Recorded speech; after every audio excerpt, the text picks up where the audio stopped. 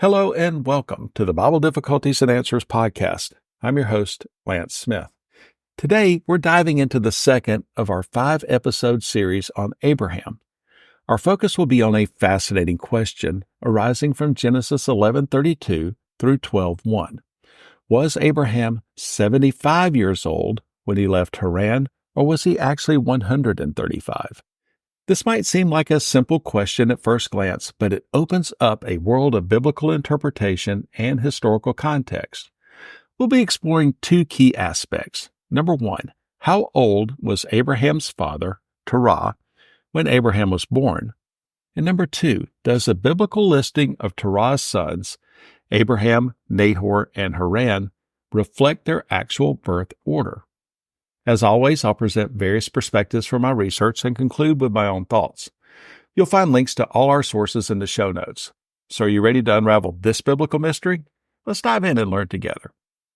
Genesis 11:32 through 12:1 from the New Living Translation. Terah lived for 205 years and died while still in Haran. The Lord had said to Abraham, and as we said in last week's podcast, we would refer to him as Abraham moving forward for clarity's sake. Leave your native country, your relatives, and your father's family, and go to the land that I will show you. Now, this might seem straightforward, specifically how old Terah was when he died, but when we dig deeper, we encounter some interesting challenges. Here's the crux of the issue as described in the Big Book of Bible Difficulties. Genesis 11:26 states, "After Terah was 70 years old, he became the father of Abraham, Nahor, and Haran." In Acts 7:4, Stephen states that Abraham did not leave Haran until after Terah, his father, died. Genesis 11:32 says that Terah died at 205 years of age. If Abraham was born when Terah was 70, and did not leave for Canaan until Terah died at 205, that would make Abraham 135 years old when he left Haran to travel to Canaan. However, Genesis 12:4 states, "So Abraham departed as the Lord had instructed, and Lot went with him." Abraham was 75 years old when he left Haran. How old was Abraham when he left Haran? Was he 75 or was he 135? So let's explore this problem a bit further. If we do the math based on these statements, if Abraham was born when Terah was 70, and Abraham didn't leave for Canaan until Terah died at 205, then Abraham would have been 135 years old when he left Haran. That's 205 minus 70 equals 135. However, Genesis 12:4 clearly states, "So Abraham departed as the Lord had instructed, and Lot went with him." Abraham was 75 years old when he left Haran. This presents us with a clear discrepancy. Was Abraham 75 or 135 when he left Haran? Both can't be true. So how do we resolve this apparent contradiction? The solution from the Big Book of Bible Difficulties is this. Abraham was 75 years old when he left Haran. Although it was customary to list the names of sons from the oldest to the youngest, this practice was not always followed. Genesis 11:26 does not say that Terah was 70 years old when Abraham was born. Rather, it states that Terah lived for 70 years before he had any sons. Then he had 3 sons, Abraham, Nahor, and Haran. Haran was probably the oldest son of Terah, indicated by the fact that he was the first to die. That's in Genesis 11:28. Nahor was probably the middle son, and Abraham was the youngest. Abraham was listed first because he became the most prominent of Terah's sons. Abraham was 75 when he left Haran. This would mean that he was born when Terah was 130 years old. Back to me. This solution offers an interesting perspective on biblical genealogies and the way they're presented. It's worth noting that not everyone accepts these explanations. The Skeptic's Annotated Bible, for instance, highlights this discrepancy as a clear contradiction in the biblical narrative. They don't offer a solution, but use it to question the Bible's internal consistency. While we won't delve into their specific arguments here, It's important to acknowledge that these questions exist and are part of a broader discourse around biblical interpretation.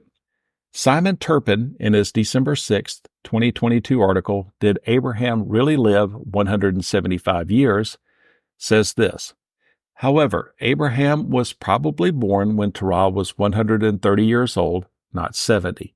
This can be seen from the fact that Abraham was 75 when he left Haran, Genesis 12:4, which took place after Terah had died, Acts 7:4, at the age of 205, Genesis 11:32.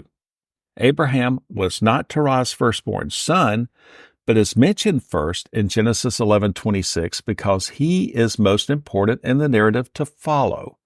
This is similar to the preceding chapter, where Shem, Ham, and Japheth are listed, this is Genesis 10:1, in an order unrelated to their age. Ham was the youngest son of Noah, which we see in Genesis 9:24. All right, Turpin's explanation aligns with the idea that biblical genealogies don't always follow strict chronological order, but may prioritize significance in the narrative. After considering these perspectives, I believe the key to resolving this apparent discrepancy lies in understanding the listing of sons in Scripture. It's crucial to recognize that biblical genealogies don't always follow strict chronological order. Instead, they often prioritize significance or importance in the narrative. In this case, Abraham, while likely the youngest of Terah's three sons, was undoubtedly the most prominent in terms of his role in biblical history and in fathering the bloodline of Jesus Christ.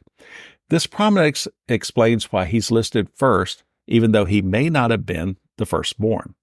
Accepting this interpretation allows us to reconcile the seemingly contradictory information. Number 1, Terah was 70 when he began having children. Number 2, Haran was likely born first, followed by Nahor, and finally Abraham. Number 3, Abraham was born when Terah was 130.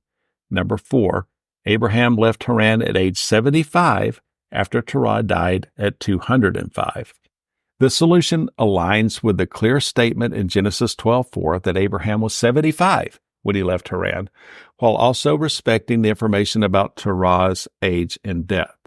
While resolving this apparent contradiction, it's important for understanding the text. It's equally crucial to consider the bigger picture. Abraham's age at the time of his calling speaks to God's timing and purpose. Whether Abraham was 75 or older, he was already well into adulthood when God called him to leave his homeland and embark on a journey of faith.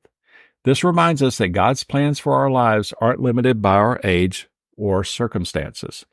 Abraham's story encourages us to remain open to God's calling at any stage of life, trusting in His perfect timing and purpose. This exploration of Abraham's age also highlights some important principles for our own biblical study. Number 1, context is key. We need to consider the broader context of a passage, not just isolated verses. Number 2, cultural understanding matters. Knowing how ancient genealogies worked helped us interpret them correctly. Number 3, apparent contradictions have solutions. What might seem like a contradiction at first glance often has a reasonable explanation when we dig deeper. In fact, that's the entire premise of this podcast. Number 4, the importance of careful interpretation. The example shows why it's crucial to approach Scripture with careful thought and analysis. In conclusion, while at first glance, the Bible seems to present conflicting information about Abraham's age when he left Haran for Canaan, a deeper understanding of the biblical genealogies and narrative priorities helps us resolve this apparent contradiction. Again, this reminds us of the importance of context and careful interpretation when studying Scripture. That wraps up today's episode on Abraham's age when leaving Haran. I hope this discussion has not only answered the specific question at hand, but also provided you with tools and insights for your own biblical study. Next week, we'll continue our series on Abraham with the third of 5 episodes, focusing on Genesis 12, 10 through 20, and 21 through 18.